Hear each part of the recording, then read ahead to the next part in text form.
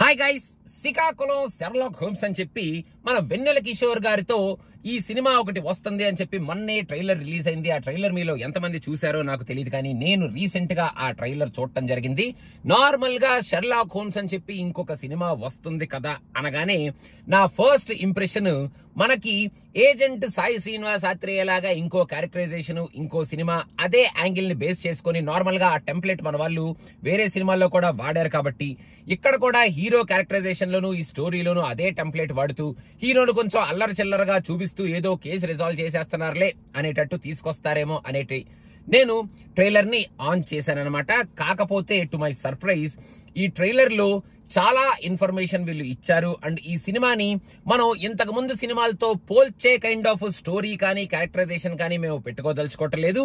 Just ఆ Sherlock Holmes character లో మన వెన్నెల కిషోర్ ట్రేడ్ మార్క్ క్యారెక్టరైజేషన్ ని వాడుకుంటూ ఒక వెరీ స్ట్రాంగ్ మర్డర్ మిస్టరీని మీకు చూపించబోతున్నాము అనేటట్టు ఈ trailer from the get go నుంచి ఈ ట్రైలర్ అయిపోయే వరకు ఈ సినిమాని చాలా స్ట్రాంగ్ మర్డర్ మిస్టరీ, అసలు మేరీ అనే అమ్మాయికి ఏం జరిగింది, ఆ హత్య ఎవరు చేశారు, ఆ హత్యలో ఈ 7 సస్పెక్ట్స్ ఎవరు అనే కైండ్ ఆఫ్ ఇన్ఫర్మేషన్ ని, అనే కైండ్ ఆఫ్ స్టోరీ మీదే ఎక్కువగా స్ట్రెస్ చేస్తూ ఆ స్టోరీలో శ్రీకాకుళంలో షెర్లాక్ హోమ్స్ అని చెప్పుకుంటూ తిరిగే ఒక డిటెక్టివ్ ఎవరైతే మన వెన్నెల కిషోర్ ఉన్నారో ఆయన ట్రేడ్ మార్క్ క్యారెక్టరైజేషన్ ని వాడుకుంటూ టూ మచ్ ఆఫ్ ఎంటర్టైన్మెంట్ మీదే బేస్ చేసుకొని ఈ మిస్టరీని ఏదో పక్కన పడేసి ఏదో అలా సర్దేయకుండా ఈ మిస్టరీకి ఇంపార్టెన్స్ ఇస్తూ దాంట్లో మధ్య మధ్యలో కావాల్సిన ఎంటర్టైన్మెంట్ ని పెట్టుకుంటూ ఈ మిస్టరీని కూడా కొంచెం స్ట్రాంగ్ గానే మనకి చూపించబోతున్నారు అనేటట్టు అనిపించింది నాకు. అక్కడక్కడ కొంచెం రాక్షసుడు షేడ్స్ కనిపించినాయి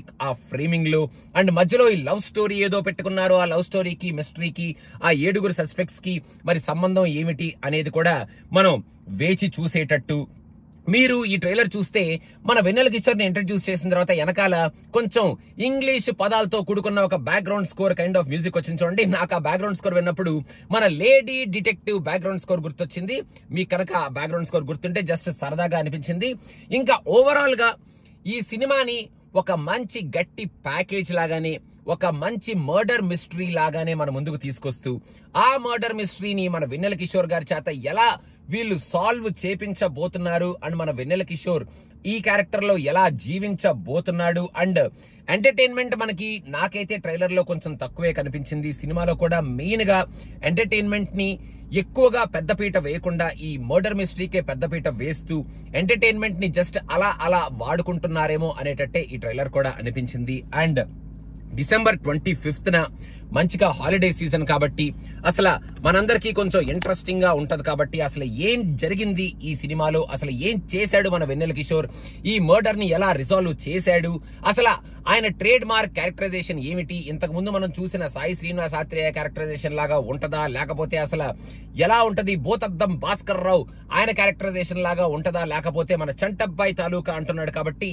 ఏకంగా మన మెగా స్టార్ క్యారెక్టరైజేషన్ లాగా ఉంటదా, లేదా వీటన్నిటికన్నా ఒక కొత్త క్యారెక్టరైజేషన్ ని పెట్టుకొని మెయిన్ గా ఈ మర్డర్ మిస్టరీని మనవాడు నిజంగానే షెర్లాక్ హోమ్స్ రేంజ్ లో చాలా సీరియస్ గా రిజాల్వ్ చేస్తాడా అనేది మనం వేచి చూడాలి. సో 25th డిసెంబర్ మీరు వేచి చూడండి. సో గైస్, ఇప్పటికరికే చాలా ఇంట్రెస్టింగ్ ట్రైలరే మనకి వీళ్ళు తీసుకొచ్చారు అండ్ ఇంట్రెస్టింగ్ గానే ఈ ప్రెజెంటేషన్ కూడా ఉంది. సో మీకు ఎలా అనిపించింది ఈ ట్రైలర్ అనేది కింద కామెంట్స్ లో మెన్షన్ చేయండి. Thank you so much, bye. And 25th December this movie is coming. మీరు ఒకవేళ చూసేయాలి, ట్రైలర్ నచ్చేసింది అనుకుంటే చూసేయండి. అండ్ సినిమా చూసేస్తే సినిమా ఎలా ఉంది అనేది కూడా సినిమా పిచ్చాలో మెన్షన్ చేసేయండి. బాయ్.